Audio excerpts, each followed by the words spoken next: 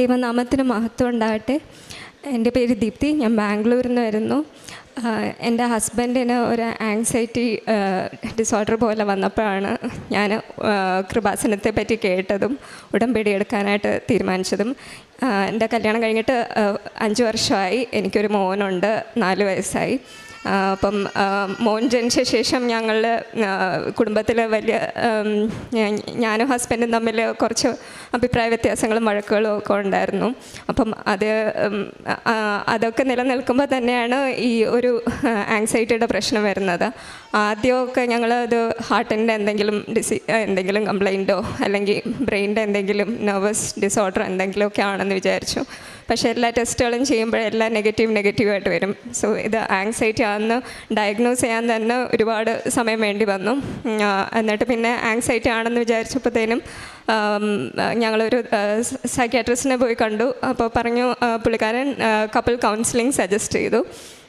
മനോശാന്തി എന്ന് പറഞ്ഞിട്ട് ഒരു ക്ലിനിക്കിലാണ് ഞങ്ങൾ പോയിക്കൊണ്ടിരുന്നത്. അത് ബാംഗ്ലൂരിലത്തെ ഏറ്റവും ബെസ്റ്റ് ഒരു സൈക്യാട്രിസ്റ്റിനെയാണ് കണ്ടുകൊണ്ടിരുന്നത്. സോ തെറാപ്പി എന്ന് വെച്ചാൽ ഒരു മണിക്കൂറിന് അവർ ചാർജ് ചെയ്യുന്നത് 2500 രൂപയാണ്.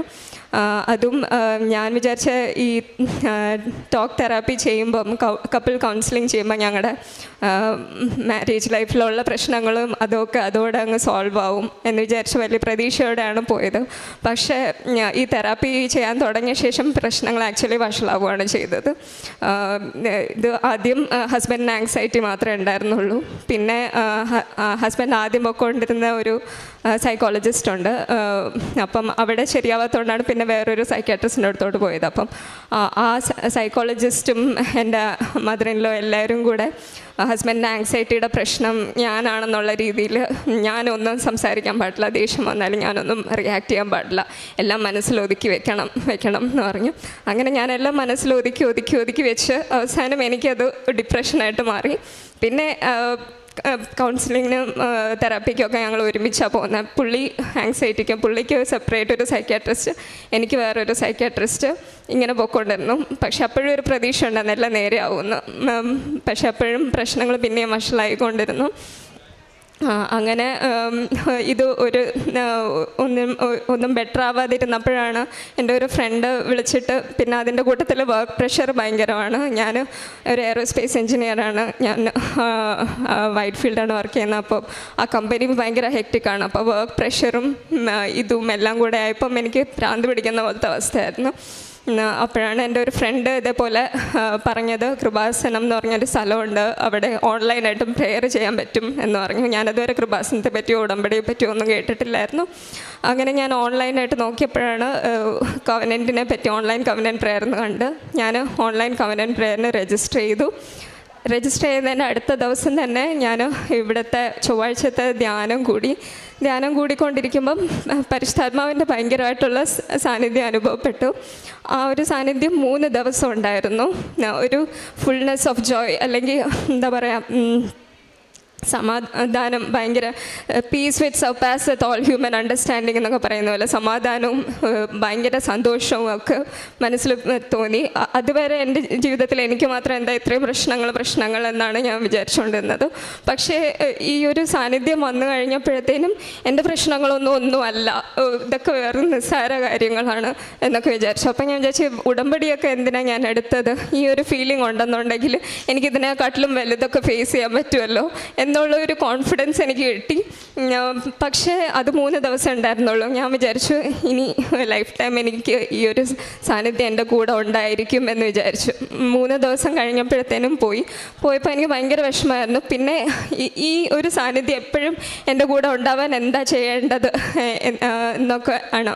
അപ്പോൾ ഇത് വന്നപ്പോൾ ആദ്യം എനിക്ക് വന്നത് പാപബോധമാണ്. ഞാൻ CSI ബാക്ക്ഗ്രൗണ്ടിൽ ജനിച്ചു വളർന്നതാണ്. കല്യാണം കഴിഞ്ഞപ്പോഴാണ് കാത്തലിക്കായിട്ട് കൺവേർട്ടായത്. പക്ഷെ മനസ്സുകൊണ്ട് ഞാൻ ഒരു CSI തന്നെയായിരുന്നു. ഞാൻ കല്യാണത്തിന് മാത്രമേ കുമ്പസരിച്ചിട്ടുണ്ടായിരുന്നുള്ളൂ. അപ്പോൾ ഫസ്റ്റ് തിങ് എൻ്റെ ഉള്ളിലിരുന്ന് കുമ്പസരിക്ക് അതുവരെ ഞാൻ ചെയ്തിട്ടുള്ള വലിയ പാപങ്ങളൊക്കെ എൻ്റെ മനസ്സിൽ വന്നു. പണ്ട് ആരുടെ അടുത്തൊക്കെയോ ചെയ്ത് അവരുടെ മുഖങ്ങളൊക്കെ മനസ്സിൽ വരാൻ തുടങ്ങി. ഞാൻ അതിനായിട്ട് എഫേർട്ട് എടുത്ത് അവരോട് പോയി. പിന്നെ ഞാൻ ഒരു കോച്ചിങ് ക്ലാസ്സൊക്കെ ചെയ്യുന്നുണ്ടായിരുന്നു. അപ്പം അത് ഒടുവിൽ ഒരുപാട് ലോസ് ആയിട്ട് നിർത്തേണ്ടിയൊക്കെ വന്നിട്ടുണ്ട്. അപ്പോൾ കുറച്ച് പേർക്കൊക്കെ ഫാക്കൽറ്റീസിന് പൈസയൊക്കെ കൊടുക്കാനുണ്ടായിരുന്നു. അതൊന്നും ഞാൻ കൊടുത്തിട്ടില്ലായിരുന്നു. അതൊക്കെ എനിക്ക് ഓർമ്മിപ്പിച്ചു തന്നു. അതൊക്കെ ഞാൻ പണ്ടുള്ള കാര്യങ്ങളൊക്കെ പെട്ടെന്നെല്ലാം എനിക്ക് ഓർമ്മ വരാൻ തുടങ്ങി. അതെല്ലാം ഞാൻ എല്ലാം തിരിച്ചു കൊടുക്കാൻ തുടങ്ങി. പിന്നെ ഒരു ഹൃദയത്തിലൊരു കുഷൻ ഉള്ള പോലെയായിരുന്നു. പിന്നെ എന്നോട് സംസാരിക്കുന്നവരും പറയും ദൈവത്തിൻ്റെ സാന്നിധ്യം ഉണ്ടെന്ന് സംസാരിക്കുന്നവർക്കും മനസ്സിലാക്കാൻ പറ്റും എന്നൊക്കെ പറയാൻ തുടങ്ങി. ആദ്യം ഞാൻ ഓൺലൈനായിട്ടാണ് കവനൻ്റെ അടുത്തെങ്കിലും ഈ ഒരു സാന്നിധ്യം അനുഭവിച്ചപ്പം ആ ശക്തി ഞാൻ സ്വയമായിട്ട് അനുഭവിച്ചറിഞ്ഞപ്പോഴത്തേനും എനിക്കിവിടെ വന്ന് ഉടമ്പടി എടുക്കണമെന്ന് തോന്നി. ഇവിടെ വന്ന് ഞാൻ മാർച്ച് 5-ാം തീയതി ഈ വർഷം തന്നെ തീർത്ഥാടന ഉടമ്പടി എടുത്തായിരുന്നു. പിന്നെ ഉടമ്പടി എടുത്ത് പിന്നെ അത് കഴിഞ്ഞിട്ട് വിജയകുമാർ സാറിൻ്റെ ക്ലാസ്സസ് ഞാനൊരു കോഴ്സ് കാണുന്നത് പോലെ ഇരുന്ന് കാണുമായിരുന്നു. അപ്പോൾ അതിൽ ഇങ്ങനെ എഴുതിയിട്ടുണ്ടായിരുന്നു ഉടമ്പടി എടുത്ത് കഴിയുമ്പോഴത്തേനും പ്രശ്നങ്ങൾ ഒത്തിരി ഗുരുതരമാവും എന്ന് എഴുതിയിട്ടുണ്ടായിരുന്നു. അതെനിക്കറിയാമായിരുന്നു. അങ്ങനെ ഇരിക്കുമ്പോൾ തന്നെ ഞാൻ ഇതേപോലെ ഉടമ്പടി എടുത്ത് കഴിഞ്ഞിട്ട് ഒരു വലിയതായിട്ടുള്ളൊരു സിവിയറായിട്ടുള്ളൊരു പാനിക് അറ്റാക്ക് വന്നു. അന്നേരം എല്ലാവരും എന്നെ കുറ്റപ്പെടുത്തി. എൻ്റെ മദറിൻ-ലോ എല്ലാവരും കൂടെ പറഞ്ഞു ഞാൻ കാരണമാണ് ഹസ്ബൻഡിന് ഇങ്ങനെയൊക്കെ വരുന്നതെന്നൊക്കെ പറഞ്ഞു ഒരുപാട്. അപ്പോൾ ഞാൻ പറഞ്ഞു ഞാനാണ് പ്രശ്നമെങ്കിൽ ഞാൻ ഇവിടെ നിന്ന് ഇറങ്ങിത്തരാമെന്ന് പറഞ്ഞു. ഞാൻ ബാഗൊക്കെ പാക്ക് ചെയ്ത് ഇറങ്ങാൻ പോയപ്പം എന്നെ വീട്ടിൽ നിന്ന് ഇറങ്ങാനും സമ്മതിക്കുന്നില്ല. എനിക്ക് ദേഷ്യം വരുന്നുണ്ട്, സങ്കടവും വരുന്നുണ്ട്, പിടിച്ചു നിൽക്കാനും പറ്റുന്നില്ല. അങ്ങനെ പിന്നെ കുറ്റം പറച്ചിൽ നിർത്തുന്നുമില്ല. പിന്നെ അവസാനം ഞാൻ കുറച്ച് ഹസ്ബൻഡിന് പ്രിസ്ക്രൈബ് ചെയ്തിരുന്ന തന്നെ കുറച്ച് സ്ലീപ്പിംഗ് പിൽസ് ഉണ്ടായിരുന്നു. അത് ഞാനെടുത്ത് കഴിച്ചു. അത് എൻ്റെ മിസ്റ്റേക്കാണ്. ഞാൻ ഒരിക്കലും ചെയ്യാൻ പാടില്ലാത്ത പാപമായിരുന്നു. അപ്പം എനിക്ക് എൻ്റെ മിസ്റ്റേക്ക് മനസ്സിലായി. പിന്നെ ഉടനെ തന്നെ ഞാൻ നെയ്ബേഴ്സിനെയൊക്കെ വിളിച്ച് അവരെ ഹോസ്പിറ്റലിൽ കൊണ്ടുപോയി. പക്ഷേ ഉറക്കം പോലും എനിക്ക് വന്നില്ല. 10 സ്ലീപ്പിംഗ് പിൽസാണ് കഴിച്ചത്. പക്ഷേ എനിക്കൊന്നും പറ്റിയില്ല. ദൈവത്തിന് നന്ദി. പക്ഷേ അത് കഴിഞ്ഞപ്പോഴത്തേനും എനിക്ക് എൻ്റെ തെറ്റ് മനസ്സിലായി. അത് എനിക്ക് തന്നത് ഒരു ടെസ്റ്റ് ഓഫ് ഫെയ്ത്ത് ആയിരുന്നു. പക്ഷേ ഞാൻ ആ ടെസ്റ്റിൽ തോറ്റുപോയി എന്ന് എനിക്ക് മനസ്സിലായി. പിന്നെയും മനസ്സിലിരുന്നു. അപ്പോഴും ദൈവം എന്നെ കൈവിട്ടില്ല. ഞാൻ തെറ്റ് കാണിച്ചിട്ടും ദൈവം എന്നെ കൈവിട്ടില്ല. ദൈവം പറഞ്ഞു കുമ്പസരിക്ക് ഇനി നിനക്ക് തിരിച്ചു വരാൻ പറ്റും എന്ന് പറഞ്ഞു. അങ്ങനെ അത് അപ്പോൾ ഒരു പെസഹ വ്യാഴാഴ്ച ആയിരുന്നു. ഞാൻ അന്ന് സ്പെഷ്യൽ പെർമിഷൻ മേടിച്ച് അച്ഛൻ്റെ അടുത്ത് പോയി കുമ്പസരിച്ചു. അപ്പോൾ കുമ്പസരിച്ചപ്പോൾ അച്ഛൻ പറഞ്ഞു പ്രാർത്ഥനകളൊക്കെ ചൊല്ലുന്നതിലല്ല ചെയ്യുന്നതിലാണ് കാര്യം. ഈശോ എന്താ പറഞ്ഞത്? ശത്രുക്കളെ സ്നേഹിക്കണം, ഉപദ്രവിക്കുന്നവർക്ക് വേണ്ടി പ്രാർത്ഥിക്കണം. അമ്മയുടെ അടുത്ത് പോയി നിരപ്പാവാൻ പറഞ്ഞു. അങ്ങനെ ഞാൻ അന്ന് എനിക്ക് മനസ്സിൽ നല്ല ദേഷ്യം ഉണ്ടായിരുന്നു അമ്മയുടെ അടുത്ത്. എന്നിട്ട് ഞാൻ അന്ന് തിരിച്ചു വന്നു. മമ്മിയുടെ അടുത്ത് ഒരു ഡ്രസ്സ് മേടിച്ചു കൊടുത്തിട്ട് ഞാൻ മമ്മീനെ കെട്ടിപ്പിടിച്ച് സോറി എന്ന് പറഞ്ഞു. എനിക്ക് എന്നെക്കൊണ്ട് എങ്ങനെ ചെയ്യാൻ പറ്റിയെന്ന് എനിക്കറിയത്തില്ല. അത് പല കാര്യങ്ങളും ആലോചിക്കുമ്പം എന്നെക്കൊണ്ട് മുമ്പ് ചെയ്യാൻ പറ്റാതിരുന്ന പല കാര്യങ്ങളും എന്നെക്കൊണ്ട് ഇപ്പോൾ ചെയ്യാൻ പറ്റുന്നുണ്ട്. അതെല്ലാം ദൈവത്തിൻ്റെ ഒരു വലിയ പ്രവൃത്തിയാണ്. അത് എങ്ങനെയെന്ന് ചോദിക്കുമ്പോൾ എന്നെ ശക്തനാക്കുന്ന മുഖാന്തരം എനിക്ക് സകലത്തിനും മതിയാകുന്നു എന്ന് മാത്രമേ എനിക്ക് പറയാൻ പറ്റുന്നുള്ളൂ. മുമ്പൊക്കെ ഉടമ്പടി എടുക്കുന്നതിന് മുന്നേയൊക്കെ ഫാസ്റ്റിംഗ് ഒക്കെ എടുക്കാനായിട്ട് ശ്രമിക്കും. പലരും 40 ഡേയ്സ് ഫാസ്റ്റിംഗ് ഒക്കെ എടുക്കുന്നതൊക്കെ കേട്ടിട്ടുണ്ട്. അതേപോലെ ഞാൻ ഒരു ദിവസം കഴിയുമ്പോഴത്തേനും തന്നെ എനിക്ക് പറ്റത്തില്ല എന്ന് വിചാരിച്ച് മതിയാക്കി പോകാറുണ്ട്. ഇപ്പം ഒരു 3-4 ഡേയ്സൊക്കെ ഫാസ്റ്റിംഗ് എടുത്താലും എനിക്ക് വിശക്കത്ത് പോലും ഇല്ല. ചിലപ്പം അതിനുശേഷം ഈ ഉടമ്പടി എടുത്ത ശേഷം ആത്മീക ജീവിതത്തിൽ വലിയ വർധന ഉണ്ടായി. കുടുംബ പ്രാർത്ഥനയൊന്നും ഇല്ലാതിരുന്ന വീടായിരുന്നു ഞങ്ങളുടേത്. കുടുംബ പ്രാർത്ഥന ഉണ്ടായി. ഇപ്പം ഞാൻ ആദ്യമൊക്കെ അതൊരു ഇമ്പോസിബിൾ കാര്യം എന്നാണ് വിചാരിച്ചിരുന്നത്. കുടുംബ പ്രാർത്ഥന എന്ന് എൻ്റെ വീട്ടിൽ ഒരിക്കലും വരത്തില്ല എന്നാണ് വിചാരിച്ചിരുന്നത്. ഞാൻ ഒറ്റയ്ക്കിരുന്ന് പ്രാർത്ഥിക്കും. അപ്പോൾ ചിലപ്പോൾ സങ്കടം തോന്നാറുണ്ട്. ഹസ്ബൻഡും മമ്മിയും ഒക്കെ TV വെച്ചിട്ടുണ്ടെങ്കിൽ അവർ വോളിയം പോലും കുറച്ച് വയ്ക്കത്തില്ല. അങ്ങനെ പലപ്പോഴും സങ്കടപ്പെട്ടിട്ടൊക്കെ ഉണ്ട്. ഇപ്പം കറക്റ്റ് ഞാൻ പ്രാർത്ഥിക്കാൻ തുടങ്ങുമ്പോൾ അവർ TV ഓഫ് ചെയ്യും, എൻ്റെ കൂടെ വന്നിരിക്കുകയും ചെയ്യും. പിന്നെ എല്ലാ ദിവസവും പള്ളിയിൽ പോകാൻ തുടങ്ങി. ഒരു ദിവസം കുർബാന മുടങ്ങിയ ഇപ്പം എന്തോ നഷ്ടപ്പെട്ട പോലെയാണ്. ഇപ്പം ഈ അടുത്തിടയ്ക്ക് ഈ ജൂൺ 5-ാം തീയതിയാണ് എൻ്റെ മോൻ്റെ 4ാമത്തെ ബർത്ത്ഡേ. അപ്പം എനിക്ക് വലിയൊരു ആഗ്രഹമായിരുന്നു ബർത്ത്ഡേക്കെങ്കിലും എൻ്റെ കുഞ്ഞിനെ എനിക്ക് പള്ളിയിൽ കൊണ്ടുപോകാനായിട്ട് പറ്റണം. കാരണം മോൻ്റെ കാര്യത്തിൽ എൻ്റെ ഹസ്ബൻഡ് കുറച്ച് ഓവർ പ്രൊട്ടക്റ്റീവാണ്. അപ്പം എപ്പോഴെങ്കിലും പള്ളിയിൽ കൊണ്ടുപോകാൻ പറയുമ്പോഴത്തേനും നീ എവിടെ പൊക്കോ, മോനെ കൊണ്ടുപോകണ്ട, അതാണ് പറയുന്നത്. അങ്ങനെ അന്ന് ജൂൺ 5-ാം തീയതി തലേ ദിവസം ജൂൺ 4-ാം തീയതി വൈകുന്നേരം എനിക്ക് ഞാൻ ഓഫീസിൽ നിന്ന് നേരത്തെ ഇറങ്ങിയിട്ടും ഞാനൊരു 5 മണിക്ക് ഇറങ്ങിയതാണ്. പക്ഷേ സമയത്തിന് പള്ളിയിലെത്താൻ പറ്റിയില്ല. അങ്ങനെ കുർബാന അന്ന് ആദ്യമായിട്ട് ഡെയിലി മാസം മുടങ്ങിപ്പോയി. അതിൻ്റെ ഭയങ്കര വിഷമത്തിലും ഫ്രസ്ട്രേഷനിലൊക്കെ ഇരിക്കുമായിരുന്നു. അങ്ങനെ അന്ന് കരഞ്ഞാണ് കിടന്നുറങ്ങിയത്. പക്ഷേ നെക്സ്റ്റ് ഡേ മോൻ്റെ ബർത്ത്ഡേ ആയിരുന്നു. അപ്പോഴത്തേനും രാവിലെ ഞാൻ രാവിലെ 6 മണിക്കാണ് എല്ലാ ദിവസവും രാവിലെ പള്ളിയിൽ പോകുന്നത്. റിസറക്ഷൻ ചർച്ചിലാണ് പോകുന്നത്. അപ്പോൾ അവിടെ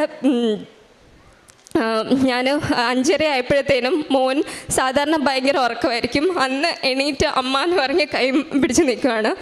ഞാൻ ഹസ്ബൻഡിൻ്റെ അടുത്ത് മോനെ കൊണ്ടുപോക്കട്ടെ എന്ന് ചോദിച്ചിട്ട് ഒന്നും പറയുന്നില്ല. പുള്ളിക്ക് നല്ല ഉറക്കമാണ്. ഞാൻ എന്നിട്ട് മോനെ എടുത്ത് കാറിലിട്ട് അന്ന് പള്ളിയിൽ കൊണ്ടുപോയി ബർത്ത്ഡേക്ക്. അന്ന് എനിക്ക് മോന് എന്ത് ഗിഫ്റ്റ് മേടിച്ചു കൊടുത്താലും എന്ത് ഡ്രസ്സ് മേടിച്ചു കൊടുത്താലും എനിക്ക് കിട്ടാത്ത ഒരു സന്തോഷം എനിക്ക് അന്ന് ദൈവം തന്നു. അപ്പം തലേ ദിവസം ഞാൻ ഇത്തിരി വിഷമിച്ചെങ്കിലും ദൈവം ആ വിഷമങ്ങൾക്കൊക്കെ അപ്പോഴപ്പോഴായിട്ട് എന്നെ ഇങ്ങനെ സന്തോഷിപ്പിച്ച് കൊണ്ടുപോയിക്കൊണ്ടിരിക്കുന്നു. ഇന്ന് ഞാൻ ഉടമ്പടി പുതുക്കി. ഞാൻ ആദ്യ പ്രാവശ്യം ഉടമ്പടിയിൽ മിക്കതും മെറ്റീരിയൽ കാര്യങ്ങളാണ് വെച്ചിട്ടുണ്ടായിരുന്നത്. പക്ഷേ ഇന്ന് ഞാൻ ഉടമ്പടി പുതുക്കിയപ്പം മിക്കതും ഞാൻ സ്പിരിച്വൽ കാര്യങ്ങളാണ്, സ്പിരിച്വൽ ഗ്രോത്താണ് ഞാൻ വെച്ചിട്ടുള്ളത്. ഇത്രയും അനുഗ്രഹങ്ങൾ തന്ന ദൈവത്തിനും മാതാവിനും കോടാനുകോടി നന്ദി അറിയിക്കുന്നു. Thank you. യെശയ്യാ പ്രവാചകൻ്റെ പുസ്തകം 43:18-19 തിരുവചനങ്ങൾ അരുളി ചെയ്യുന്നു: കഴിഞ്ഞ കാര്യങ്ങൾ നിങ്ങൾ ഓർക്കുകയോ പരിഗണിക്കുകയോ വേണ്ട. ഇതാ ഞാനൊരു പുതിയ കാര്യം ചെയ്യുന്നു, അത് മുളയെടുക്കുന്നത് നിങ്ങൾ കാണുന്നില്ലേ? ഞാൻ മരുഭൂമിയിൽ നദികളും വിജനദേശത്ത് ഒരു പാതയും ഒരുക്കും. നമ്മുടെ കഴിഞ്ഞ ജീവിതത്തെ, ആ ജീവിതത്തെക്കുറിച്ച് വിലയിരുത്തിക്കൊണ്ട് ഉടമ്പടിയിൽ സാക്ഷ്യം പറയുമ്പോൾ ഇന്ന് നാം എന്താണ്, ഇന്ന് നമ്മെ ഉടമ്പടി എങ്ങനെ ഇവിടെ ഈ അൾത്താരയിൽ കയറി നിന്ന് സാക്ഷ്യം പറയുവാനും നമ്മെ ഒരു തുറന്ന പുസ്തകം പോലെ നമ്മെ തന്നെ ഇവിടെ തുറന്ന് കാണിക്കുവാൻ ഓരോ വ്യക്തികൾക്കുമാകുന്നത്, അതൊക്കെ തന്നെ ഒരു വലിയ എളിമപ്പെടലും ഈശോയ്ക്ക് വേണ്ടിയിട്ടുള്ള ഒരു സാക്ഷ്യവുമാണ്. അത് നമുക്ക് മറന്നു പോകാതിരിക്കാം. അങ്ങനെ ഈ മകള് ഒരു എയ്റോസ്പേസ് എൻജിനീയറാണ്. അപ്പോൾ ബാംഗ്ലൂരിൽ വർക്ക് ചെയ്യുമ്പോൾ തൻ്റെ ഹസ്ബൻഡും സൈബർ സെക്യൂരിറ്റി വിഭാഗത്തിൽ ഒരു പ്രൊഫഷൻ ചെയ്യുന്ന വ്യക്തിയാണ്. അപ്പോൾ ഇങ്ങനെയുള്ള പ്രൊഫഷണൽസൊക്കെ ഇവിടെ വന്ന് സാക്ഷ്യം പറയുമ്പോൾ തീർച്ചയായും അവരുടെ ജീവിതത്തിൽ അവർ തൊട്ടറിഞ്ഞ, അനുഭവിച്ചറിഞ്ഞ, അതായത് കേട്ടറിവ് മാത്രമല്ല, കേട്ടറിവ് തിരിച്ചറിവായിട്ട് ഇവിടെ വന്ന് നിന്ന് സാക്ഷ്യം പറയുന്നത് ആണ് എന്നുള്ളതാണ് നമുക്ക് മനസ്സിലാവുക. അങ്ങനെ തൻ്റെ ഹസ്ബൻഡിൻ്റെ ആങ്സൈറ്റി ഡിസോർഡർ, ആ ആങ്സൈറ്റി ഡിസോർഡറൊക്കെ എങ്ങനെ ക്ലിയർ ആകുന്നു. ഇപ്പോൾ അതുപോലെ പല തെറാപ്പിക്കൊക്കെ പോയിരുന്നതാണ്. അപ്പോഴൊന്നും കിട്ടാത്ത ഒരു മനസ്സമാധാനം, ശാന്തത തങ്ങളുടെ കുടുംബത്തെ മൊത്തം പിടിച്ചു നിർത്തുന്നു എന്നുള്ളതാണ് ഇപ്പോൾ ഈ മകളുടെ അനുഭവ സാക്ഷ്യത്തിൽ വ്യക്തമായത്. ആദ്യത്തെ ഉടമ്പടിയിൽ ഒത്തിരിയേറെ ഫിസിക്കൽ ഫേവേഴ്സിനാണ് പ്രാധാന്യം കൊടുത്തിരുന്നതെങ്കിൽ ഇപ്പോൾ സ്പിരിച്വലായിട്ടുള്ള തൻ്റെ ജീവിതവും തൻ്റെ ഹസ്ബൻഡ്, കുഞ്ഞ്, തങ്ങളുടെ കുടുംബം ഒന്നിച്ച് കർത്താവിലേക്ക് എങ്ങനെ അടുക്കണം, ആ ഒരു കാര്യത്തിനാണ് ഇമ്പോർട്ടൻസ് കൊടുക്കുക. അത് സാക്ഷ്യത്തിലുടനീളം നമുക്ക് വ്യക്തമാണ്. കേൾക്കുമ്പോൾ നമുക്കറിയാം ഇന്ന് ആത്മീയ ജീവിതമൊക്കെ എങ്ങനെ ഒരു വിശുദ്ധ കുർബാനയിൽ പങ്കെടുക്കാൻ സാധിക്കാതെ വന്നാൽ അതിനുള്ള വിഷമം, അതുപോലെ കൺഫെഷനൊക്കെ എത്രമാത്രം പ്രാധാന്യം കൊടുക്കുന്നു. ഒരു തെറ്റൊക്കെ വന്നപ്പോൾ അത് താൻ തെറ്റാണ് ചെയ്തതെന്ന ബോധ്യത്തിൽ അതിനെക്കുറിച്ച് പശ്ചാത്തപിക്കാനും തനിക്ക് ജീവിതത്തിലേക്ക് തിരിച്ചു വരുവാനും ഒക്കെ എങ്ങനെയാണ് ഉടമ്പടി കാരണമായത് എന്നുള്ളതാണ് ഈ മകൾ പറയുക. നമുക്ക് കരങ്ങളടിച്ച് ഈശോയ്ക്കും അമ്മയ്ക്കും നന്ദി പറയാം. യേശുവേ നന്ദി, യേശുവേ സ്തുതി, യേശുവേ ആരാധന.